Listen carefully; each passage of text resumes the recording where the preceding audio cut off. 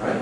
Whether it is Tagalog, it could be something else. And I used to, there's these guys in another band called Camposanto from, where are they from? They're not from here. Again, singing in their own languages, in several languages. It's a great question. We said before that there is a tradition of resisting traditions. And how can this concept be beneficial or be of help to the overall progress or awakening of the Philippine tradition? Well, we need traditions that recognize a progressive aspect to it. Because if all we understand about tradition is that it is just merely looking back, the preservation of the past into the present, then that's not progress. That is merely preservation. Progress is when something new happens. How do we know when something new happens? When a new lyric strikes us, a new language, a new form of clothing, a new style of dress, a new way to wear your hair. The first time that you do that, it will be foreign. It will be angry to someone. You will piss someone off. And it might be your friend or lover, it could be your parent, it could be the record executive, it could be the person handing out grants. But something that is new and untested and untried has the potential then to die, wither away, or it has the potential to become something powerful.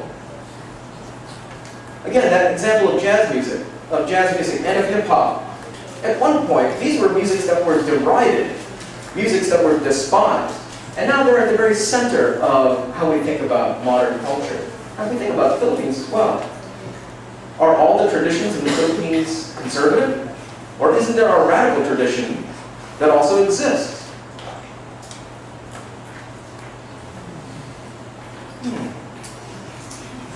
What do we think about that radical tradition? Of people that would reinterpret the scriptures that are handed them, reinterpret lyrics, reinterpret what their parents have told them, reinterpret what their politicians have told them at the State of the Nation address. Or do we accept every single syllable and call that progress? Progress only happens when there's conflict that takes place and when it produces something new. Progress is not merely the reimportation of the past unsullied into the present. That's preservation.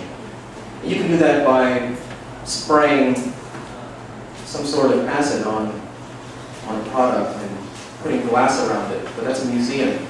That is not a life. That is not the most important music that you listen to. That is not the most important art that you create. That is not the most important bodily movement that you can attach to dancing. That is not living. All the other stuff is dead. Now you can preserve the dead, right? There are ex-presidents that are preserved. Ask yourself, is worshiping that progress? It's crossing a lot of ground, but how is it beneficial? It's not beneficial if all we think about tradition is merely the reimportation of the past and the present. Yeah. Who do you think are more appreciated? Sorry? Who do you think are more appreciated in their own work?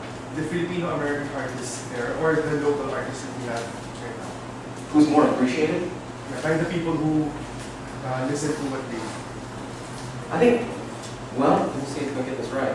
You're asking local Filipino artists here versus Filipino-American artists in the United States.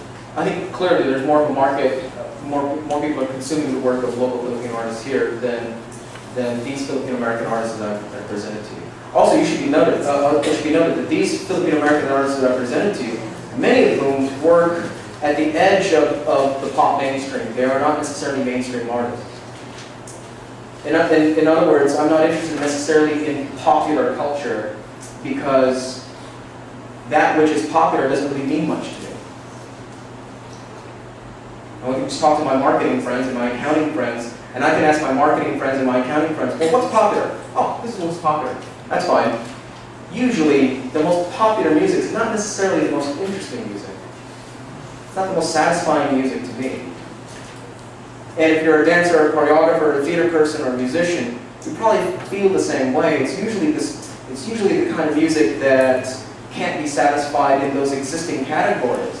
And it forces you, through nightmares and dream sequences and journal entries, to have to create your own music and your own dancing and your own plays, because you don't see it in those existing categories at present. So when I think about these Filipino-American artists, I don't necessarily see them as popular, because many of them are not interested necessarily in playing to a popular or mainstream. They're attempting to challenge those mainstream conventions.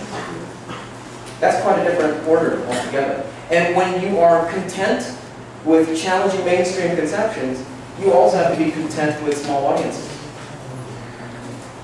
But sometimes those small audiences are fiercely loyal, because they crave that independence, they crave that individuality, they crave that aspect of it. Now, there are others that just want to sit and listen to music as if it is some sort of a drug. Puts them to sleep. Yes? How are Phil-Am artists received by Americans? And It's changing. Yeah. is this kind of reception translated into how Filipino Americans are made visible in? Yeah. I would say like about 10 years ago, Filipino American, what it meant to be a Filipino American artist in the media, mainstream American media,